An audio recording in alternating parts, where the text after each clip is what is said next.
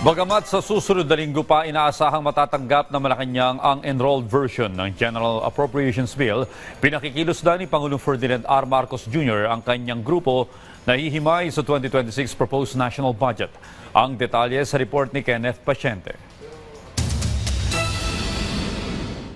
Para matiyak ang malinis at maayos na budget para sa susunod na taon, pinakikilos na ngayon pa lang ni Pangulong Ferdinand R. Marcos Jr. ang team na masusing hihimay sa 2026 proposed national budget.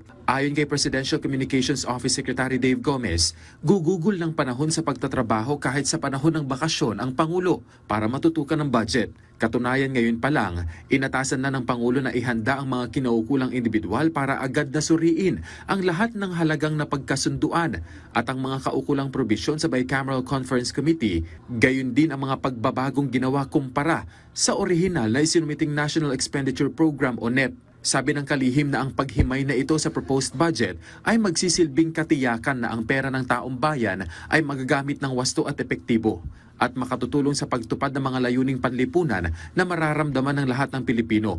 Alinsunod na rin anya sa pahayag ng Pangulo sa kanyang huling State of the Nation address. Bagaman di na nabanggit ng PCO kung sino ang kabilang sa grupo para sa gagawing review, una nang sinabi ng palasyo na magiging katuwang ng Pangulo ang Department of Budget and Management sa pagbusisi sa panukalang budget.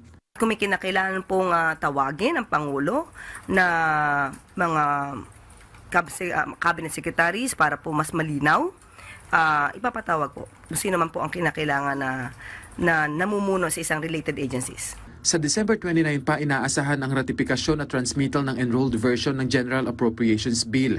Ibig sabihin, may 2 araw lang ang Pangulo para busisiin ang panukalang pondo para mapirmahan bago matapos ang taon. Pero una nang tiniyak ng palasyo na sisiguruhin ng Pangulo na walang makalulusot na anumang questionableng insertion sa pambansang budget at naaayon ito sa pangangailangan ng mga Pilipino. Limitado man po ang panahon, ang sinisiguro po ng Pangulo ay aaralin mabuti ito. Kung may dapat i-veto po ng Pangulo. Pinalawig na rin ang sesyon ng Senado hanggang December 29, 2025 upang magkaroon ng sapat na panahon para sa ratifikasyon ng panukalang pambansang budget para sa 2026. Sa pamamagitan nito, magkakaroon ng oras ang mga senador na maingat na suriin ang ulat ng Bicameral Conference Committee at tiyaking ito ay tapat na sumasalamin sa mga napagkasunduan ng Senado at ng House of Representatives sa kanilang bicameral deliberations. Matatanda ang itinuring ng Pangulo na Christmas wish ang pagkakaroon ng good budget sa susunod na taon. Kenneth Paciente para sa Pambansang TV sa Bagong Pilipinas.